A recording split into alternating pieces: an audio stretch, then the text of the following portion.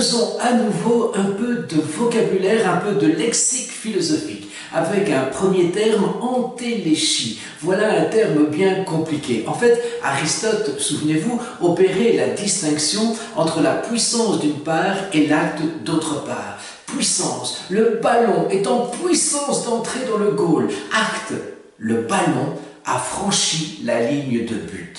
Puissance, principe imparfait de l'être pour Aristote. Acte, au contraire, principe parfait de l'être. Eh bien, pour dire ce principe parfait de l'être, cet être en acte, Aristote a inventé le terme d'entéléchie, qui vient du grec entelekeia, c'est-à-dire ce qui est complet, ce qui atteint la perfection.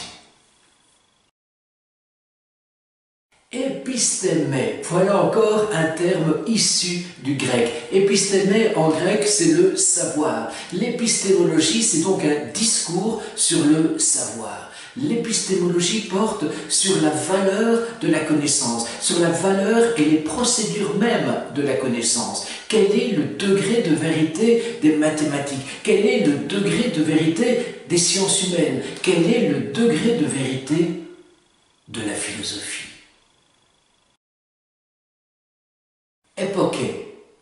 Encore un terme grec avec époqué. Époqué en grec, c'est l'arrêt, c'est l'interruption. Chez les philosophes sceptiques, c'est même la suspension du jugement. En philosophie, vous avez dit, il faut faire l'époqué de Dieu, c'est-à-dire mettre Dieu entre parenthèses. En philosophie, encore et toujours, pour les philosophes qu'on appelle phénoménologues, dans phénoménologue, vous entendez bien sûr phénomène, c'est-à-dire des philosophes qui ne s'intéressent qu'au monde sensible, qu'au monde empirique, il faut pouvoir faire l'époqué du monde objectif, c'est-à-dire d'un monde qui existerait en dehors de moi. Je crois justement, personnellement, avec les phénoménologues, que le monde n'existe que par moi. C'est moi qui, en ce moment même, fais exister tout ce qui m'entoure, toute cette pièce qui m'entoure. Il n'y a pas de monde, me semble-t-il, sans moi qui le fait exister.